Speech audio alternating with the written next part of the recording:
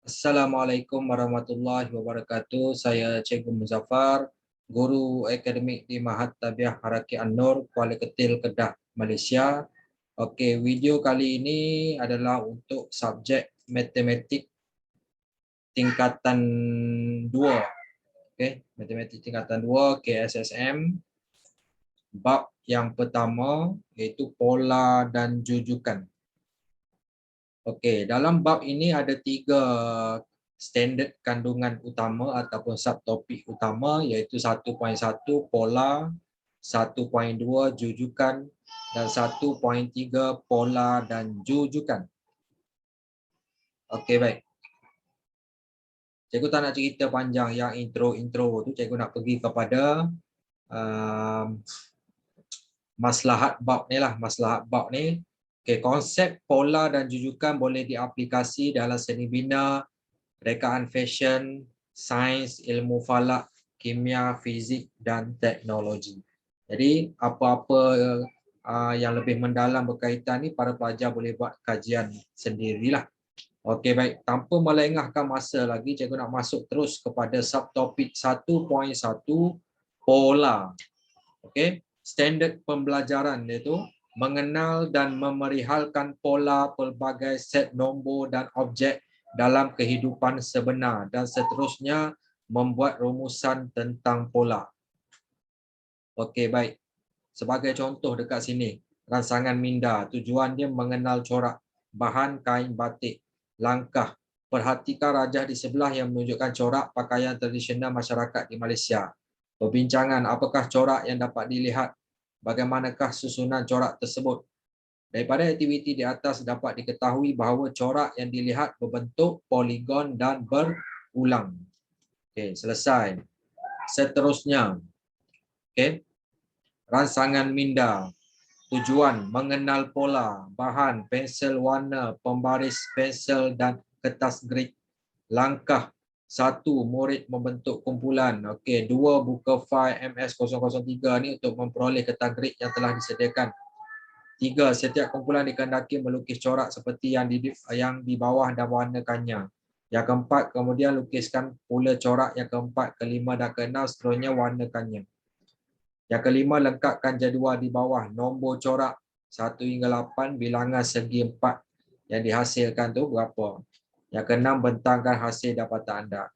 Perbincangan, nyatakan susunan corak yang dapat diperhatikan. Yang kedua, hitung bilangan segi 4 sama untuk corak yang ketujuh dan ke-8.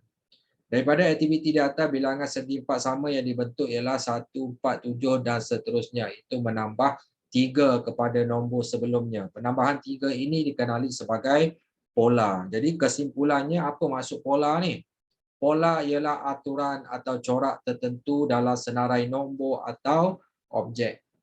Okey, baik. Kita tengok contoh. Kita nak faham apa itu pola ni. Contoh 1, lukis corak seterusnya bagi gambar rajah di bawah dan nyatakan polanya. Okey. Yang A ni kita tengok pola ada titik tu. Okey. Bertambah 2 titik. Seterusnya tambah lagi 2 titik, tambah lagi 2 titik. Jadi pola dekat sini menambah 2 titik kepada corak sebelumnya. Okey, gambar yang kedua. Pola dia menambah 1 segitiga kepada corak sebelumnya. Okey, selesai contoh 1. Kita pergi pada contoh 2, muka surat 4. Nyatakan pola bagi set nombor berikut. Okey, dia bagi set nombor, kita tentukan pola dia. Okey, yang A tu. Okey, negatif 10, negatif 4, 2, 8. Jadi pola dia kat sini menambah 6 kepada nombor sebelumnya. Okey, B. 17, 7, negatif 3, negatif 13. Pola dia menolak 10 daripada nombor sebelumnya. C. 2, 6, 18, 54 tu. Pola dia mendarab nombor sebelumnya dengan 3. Okey, D 81, 27, 93. Pola dia membahagi nombor sebelumnya dengan 3. Okey, E 1, 3/2, 2, 5/2. Pola dia menambah 1/2 kepada nombor sebelumnya. Dan F negatif 2.3, negatif 2.6, negatif 2.9, negatif 3.2. Pola dia menolak 0.3 daripada nombor sebelumnya. Okey, selesai. Contoh 2. Okey, baik. Kita masuk kepada apa yang dipanggil nombor genap dan nombor ganjil ni. Okey, baik. Imbas kembali. Nombor genap ialah nombor yang boleh dibahagi tepat dengan 2 seperti 2, 4, 6, 8. Okey, nombor ganjil nombor yang tidak boleh dibahagi tepat dengan 2 seperti 1, 3, 5, 7. Okey, baik. Kita tengok contoh 3. Diberi urutan nombor 7, 12, 17, 22, 27 dan seterusnya sehinggalah nombor 67. Kena pasti dan nyatakan pola bagi urutan nombor. Yang pertama ganjil, yang kedua genap. Jadi urutan nombor ni kita sambung. Okey, sampailah dia kepada nombor 67. Jadi urutan nombor ni akan jadi 7, 12, 17, 22, 27, 32, 37, 42, 47, 52, 57, 62, 67. Jadi untuk nombor ganjil, okey, daripada senarai ini 7, 17, 27, 37, 47, 57, 67. Jadi senarai itu kalau kita tengok pola dia tu, nombor ganjil dia diperoleh dengan menambah 10 kepada nombor sebelumnya. Okey, nombor genap daripada senarai ini 12, 22, 32, 42, 52, 62. Nombor genap juga diperoleh dengan menambah 10 kepada nombor sebelumnya. Selesai contoh 3. Okey, bila belajar berkaitan dengan pola, okay, kita akan belajar yang pertama ni kita panggil segitiga Pascal. Okey. Apa itu segitiga Pascal? Okey, gambar rajah di bawah menunjukkan sebuah segitiga Pascal. Berpandukan segitiga tersebut, baris seterusnya diperoleh dengan menambah nombor-nombor pada baris sebelumnya. Okey, cuba tengok ni. Segitiga ni. Okey. Bagaimana nombor-nombor ni diperoleh? Okey, penerangan dekat sini. Segitiga Pascal di atas bermula dengan nombor 1, manakala baris kedua ialah 1, 1. Semua baris segitiga Pascal akan bermula dan diakhiri dengan nombor 1. Nombor lain diperoleh dengan menjumlahkan dua nombor pada baris sebelumnya. Okey, jadi contoh kat sini. 1 bermula dengan 1, lepas tu 1, 1. Yang tengah tu 2 tu hasil tambah 1 tambah 1. Manakala 3 ni yang atas dia ni 1 tambah 2 dapat 3. Okey, yang 4 ni 1 tambah 3 dapat 4. 6 ni 3 tambah 3 dekat atas dia ni. Okey, atas dia yang 4 ni 3 tambah 1 dapat 4. Jadi seterusnya pun macam tu. Okey. Nombor 2 dalam baris ketiga, okey, dia cerita kat sini. Diperoleh dengan menjumlahkan nombor 1 dan nombor 1 pada baris sebelumnya. Okey, baris ke atas sebelumnya tu 1 tambah 1 dapat 2.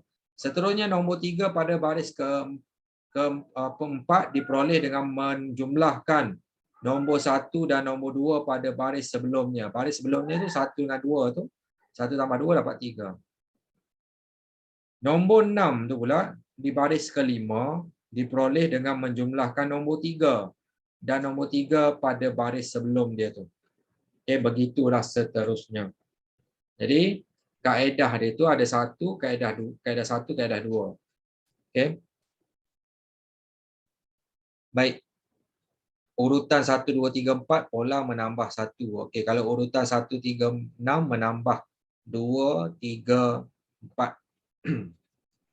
Okey, baik.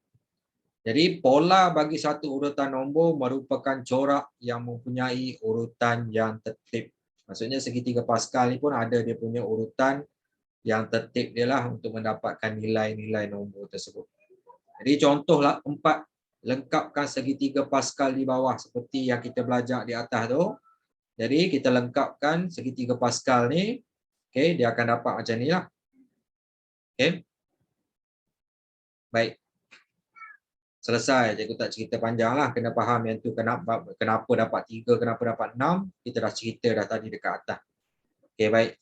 Baik, seterusnya Yang kedua dalam pola ni kita belajar nombor Fibonacci. Okay, nombor Fibonacci ini merupakan suatu corak nombor yang berturutan. Okay, contoh nombor Fibonacci ni 0, 1, 1, 2, 3, 5, 8. Kenapa nombor urutan nombor ni dipanggil nombor Fibonacci? Okey, nombor Fibonacci ni urutan dia tu bermula dengan 0. Selepas itu 1, lepas itu 1 dan sebutan seterusnya diperoleh dengan menambah 2 sebutan sebelumnya. Okey, baik. Mula-mula start dengan 0, lepas itu 1. Nombor seterusnya adalah hasil tambah 0 tambah 1. Jadi 1. Seterusnya 1 tambah 1 dapat 2. Seterusnya 1 tambah 2 dapat 3. Seterusnya 2 tambah 3 dapat 5. Seterusnya 3 tambah 5 dapat 8. Macam itulah dia punya urutan nombor Fibonacci. Contoh 5, lengkapkan urutan nombor di bawah. Jadi kita kena lengkapkan menggunakan urutan nombor Fibonacci. Jadi inilah jawapan dia. Okey. Kenapa dapat macam tu? Tengok balik kaedah untuk kira nombor Fibonacci ni adalah hasil tambah dua nombor, kata dua urutan nombor sebelumnya tu. Okey, 1 tambah 1 dapat 2, 1 tambah 2 dapat 3, 2 tambah 3 dapat 5, 3 tambah 5 dapat 8, 5 tambah 8 dapat 13, 8 tambah 13 dapat 21. Yang B itu 1 tambah 3 dapat 4, 3 tambah 4 dapat 7, 4 tambah 7 dapat 11. Jadi, pola merupakan suatu corak tertentu dalam suatu nombor atau objek. Suatu pola dalam senarai nombor ditentukan dengan menambah, menolak, mendarab atau membahagi nombor sebelumnya.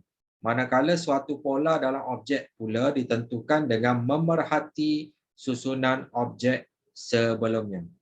Jadi untuk lebih mahir berkaitan dengan pola ni, cikgu galakkan pada pelajar untuk buat latihan jom cuba 1.1 ni. Jawapan boleh rujuk di bahagian jawapan di belakang buku teks itu. Okey. Selesai untuk topik 1.1 pola. Kita akan masuk kepada topik ataupun standard kandungan 1.2 jujukan. Standard pembelajaran dia menerangkan maksud jujukan. Okey, tanpa melengahkan masa, cikgu pergi terus kepada muka surat 8. Jujukan ialah suatu set nombor atau objek yang disusun mengikut suatu pola. Okey, maksudnya jujukan ni adalah sama ada urutan nombor tadi tu ataupun objek tu, itu kita panggil jujukan yang mempunyai suatu pola. Okey. Jadi kita tengok contoh 6 ni. Tentukan sama ada urutan nombor berikut suatu jujukan atau bukan. Negatif 10, negatif 6, negatif 2, 2, 6. Kalau kita tengok kat sini, pola dia tu menambah 4. Maka urutan nombor ini ialah jujukan. Maksudnya setiap urutan nombor tu kita tambah 4, tambah 4. Maksudnya sama tambah 4 tu. Jadi kita panggil jujukan lah. Manakala yang B ni, dia punya pola dia tu tak sama. Ada tambah 1, tolak 12, tambah 17, tolak 24. Jadi tiada pola yang seragam. Maka urutan nombor ini bukan jujukan. Seterusnya, contoh 7. Lengkapkan jujukan nombor berikut. Jadi kita tengok yang A tu, dia tambah 6. Okay, jadi dia jujukan lah. B tu, tolak 12. Semua tolak 12 untuk dapatkan urutan nombor berikutnya. Jadi jujukan lah. Okay. Jadi kita lengkapkan dia punya jujukan tu. Kalau yang A tu tambah 6. Okay, dapatlah dalam petak tu 19. Okay, 31. Okay, B ni tolak 12. Dapatlah 76. 40, 28. Okay. Jadi dia akan dapat jujukan yang sama. Kita boleh dapat nilai dalam tempat kosong, petak tempat kosong tu. Okey, itu saja. Baik, kita terus kepada contoh 8. Pun sama, lengkapkan jujukan berikut berdasarkan pola yang diberikan. Okey, sekarang ni dia bagi pola. A, menolak 4 daripada nombor sebelumnya. Okey, nombor pertama dia 96. Jadi nombor seterusnya tu mestilah tolak 4. Okey. Dapat 92. Lepas tu tolak lagi 4 dapat 88. Tolak lagi 4 dapat 84. Tolak lagi 4 dapat 80. Tolak lagi 4 dapat 76. B, mendarat nombor sebelumnya dengan 3. Nombor pertama dia 7. Okey, lepas tu nombor selepas dia tu 7 darab 3, 21. 21 darab lagi 3 dapat 63. 63 darab 3, 189. 189 darab 3, 567. 567 darab 3, 1701. C, mengurangkan 8 daripada nombor sebelumnya. Okey, nombor pertama dia 21.3. Jadi yang kedua tu kena tolak 8, jadi 13.3. Lepas tu yang ketiga tu tolak lagi 8, 5.3. Tolak lagi 8, negatif 2.7. Tolak lagi 8, negatif 10.7. Tolak lagi 8, negatif 18.7. D, membahagi nombor sebelumnya dengan 5. Okey, bermula dengan 400. Jadi yang keduanya 400 bagi 5 dapat 80. Lepas tu nak dapatkan yang ketiga 80 bagi 5 dapat 16. Nak dapatkan yang keempat ni pula 16 bahagi 5. Okey, dapat 3.2. Lepas tu nak dapatkan yang kelima ni pula. Okey. 3.2 tadi tu bahagi dengan 5 dapat 0.64 dan last kali bahagi lagi 5 dapat 0.128 dan seterusnya. Okey. Untuk lebih mahir berkaitan dengan jujukan ni, cikgu galakkan pada pelajar buat latihan. Jom cuba 1.2 bermula muka surat 9 tu. Okey, dan juga ada sikit tu sampai muka surat 10. Okey, jawapan boleh rujuk di bahagian belakang buku teks. Okey, kita terus masuk kepada standard kandungan ataupun subtopik 1.3, pola dan jujukan. Okey, standard pembelajaran membuat generalisasi tentang pola suatu jujukan menggunakan nombor, perkataan dan ungkapan algebra. Jadi yang ni kita nak nyatakan pola tu dalam 3 cara. Dalam bentuk nombor, dalam bentuk perkataan, dalam bentuk perkataan ungkapan algebra. Okey, baik, sebagai contoh nombor 9, contoh 9. Nyatakan pola bagi jujukan nombor 0, nombor 1, 9, 17, 25, 33 menggunakan nombor, perkataan dan ungkapan algebra. Okey, yang pertama kita guna cara nombor, kaedah nombor. Okey, susunan dia 1, 9, 17, 25, 33 ni kalau kita tengok dia punya pola tu ialah tambah 8. Itu dalam bentuk nombor, tambah 8. Dalam bentuk perkataan pula, kita tulis ayat. Pola bagi jujukan di atas adalah menambah 8 kepada nombor sebelumnya. Okey, dalam bentuk ayat. Manakala dalam bentuk ungkapan algebra ni kita tengok dia punya nombor tadi tu 1, 9, 17, 25, 33 ni membentuk satu pola ungkapan algebra iaitu 1 tambah 8 dalam kurungan tu n. N ni nombor dia 0, 1, 2, 3, 4 dan seterusnya. Okay, kalau kita tambah ni dia akan dapat nilai kata senarai nombor ni lah. 1 tambah 8 darab 0 dapat 1. 1 tambah 8 darab 1, 8 darab 1 dapat 9. 1 tambah 8 darab 2 dapat 17. 1 tambah 8 darab 3 dapat 25. 1 tambah 8 darab 4 ni dapat 33. Maka pola bagi jujukan nombor tersebut boleh ditulis sebagai 1 tambah 8n. Dengan keadaan n tadi 0, 1, 2, 3, 4 dan seterusnya. Okey, selesai contoh 9. Pergi kepada muka surat 11. Standard pembelajaran menentukan sebutan tertentu bagi suatu jujukan. Okey, baik. Sebutan suatu jujukan dikenali sebagai sebutan ke n dan ditulis sebagai Tn.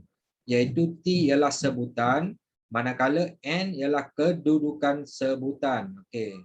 Tn, sebutan ke n. Misalnya, okey, contoh 4, 8, 12, 16. Daripada jujukan di atas, okey, T1 ialah 4, T2 ialah 8, T3 ialah 12, T4 ialah 16. Okey, tengok contoh 10. Nyatakan sebutan kelima bagi jujukan nombor berikut. Okey, dia bagi 2, 10, 18. Jadi jujukan kelima kita tentukan macam mana? Mula-mula langkah 1, tentukan pola jujukan nombor tersebut. Jadi daripada jujukan tu kita nampak pola dia menambah 8 kepada nombor sebelumnya. Jadi untuk sebutan keempat dan sebutan kelima pun kita tambah 8 jugalah untuk tahu sebutan keempat dan kelima. Jadi langkah kedua, senaraikan semua sebutan sehingga sebutan kelima seperti di bawah. Jadi sebutan pertama 2, sebutan kedua 10, sebutan ketiga 18. Jadi bila kita tambah lagi dengan 8, sebutan keempat tu 26, sebutan kelima 34. Selesai contoh 10. Contoh 11. Diberi jujukan nombor 65, 60, 55, 50 dan seterusnya. Tentukan nombor 40 ialah sebutan yang keberapa dalam jujukan itu. Okey, langkah 1. Mula-mula kita tentukan pola dia. Pola dia menolak 5 daripada nombor sebelumnya. Langkah 2, kita teruskan kata pola tolak 5 daripada nombor sebelumnya tu sehinggalah kepada sebutan yang mendapat nilai 40 tadi. Jadi bila kita dapat nilai 40, maksudnya 40 tadi tu kita dapat sebutan yang ke-6. Selesai contoh 11. Seterusnya, standard pembelajaran menyelesaikan masalah yang melibatkan jujukan. Sebagai contoh dekat sini, ada satu mesin pemberi makanan ikan automatik. Spesifikasi yang diberikan kat sini, saya bekas sederhana, makanan kering dan pelet boleh digunakan, pemasa disediakan untuk mengatur jadual pemberian makanan. Menggunakan sistem terbaru untuk mengelakkan makanan daripada menjadi lembab atau tersumbat di dalam bekas penyimpanan. Boleh dikendalikan secara automatik atau manual. Paparan skrin digital, itulah spesifikasinya. Okay. Gambar di atas ialah mesin pemberi makanan ikan secara automatik dan spesifikasinya. Eng Wei menetapkan pemberian makanan ikannya 4 kali sehari. Pemberian makanan yang pertama pada pukul 7.35 pagi. Pada pukul berapakah ikan itu diberi makanan untuk kali yang ketiga? Okey, menggunakan pola dan jujukan, pertama sekali kita memahami masalah dulu. Waktu memberikan makanan kepada ikan pada kali ketiga, itu yang kita nak kena pasti. Merancang strategi, okey. Dalam satu hari ada 24 jam. Jadi dia kata 4 kali sehari tu. Jadi berapa jam sekali dia nak bagi tu. Jadi 24 jam bahagi 4 kali dapat 6 jam. Satu kali tu setiap 6 jam. Jadi melaksanakan strategi pola dia, kita tahu dia setiap 6 jam. Jadi T1 tu bermula 7.35 pagi. Jadi T2 sebutan kedua 7.35 pagi tambah 6 jam dapat 1.35 petang. Sebutan ketiga pula 1.35 petang tambah lagi 6 jam dapat pukul 7.35 petang. Jadi membuat kesimpulannya, maka ikan diberi makanan ikan kali ketiga pada pukul 7.35 petang. Okey, selesai. Jadi untuk lebih tahu, lebih faham, lebih mahir dan lebih menguasai berkaitan dengan tajuk pola dan jujukan ni, para pelajar digalakkan buat latihan jom cuba 1.3 ni. Bermula muka surat 12 sehingga muka surat 13. Dan seterusnya menjana kecemerlangan tu, muka surat 13 tu.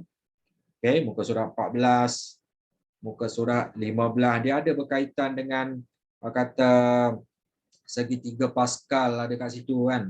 Semua ada. Okey. Okay, sampai muka surat 15. Okey, last kali muka surat 16, intipati bab kesimpulan. Okey, kita dah sentuh berkaitan dengan pola. Okey, pola ialah suatu aturan atau corak tertentu dalam senarai nombor atau objek. Okey, kita dah sentuh tadi pola bagi pelbagai set nombor. Okey, nombor genap, nombor ganjil, segitiga Pascal, nombor Fibonacci pun kita dah sentuh. Jujukan ialah suatu susunan nombor atau objek yang mengikut pola tertentu. Okay, dia berkaitan lah. Pola jujukan ni berkaitan. Pola suatu jujukan merupakan corak yang mempunyai urutan yang tertib.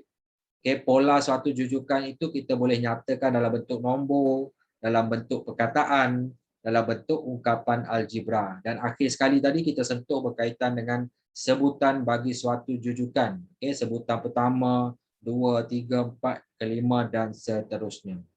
Jadi akhir sekali secara umumnya kita dah sentuh ke semua standard pembelajaran yang ada dalam bab 1 ni, pola dan jujukan. Okey, ada 7 standard kandungan standard pembelajaran yang kita dah sentuh tadi. Secara umumnya untuk lebih mahir nanti kita akan sambung video berkaitan dengan pentaksiran bilik darjah lah untuk keseluruhan bab ni. Okey, itu saja penerangan cikgu berkaitan dengan bab 1 ni, pola dan jujukan yang ada dalam buku teks ni. Okey, itu saja daripada cikgu. Semoga bermanfaat. Para pelajar lebih boleh nampaklah, boleh faham berkaitan dengan pola dan jujukan ni.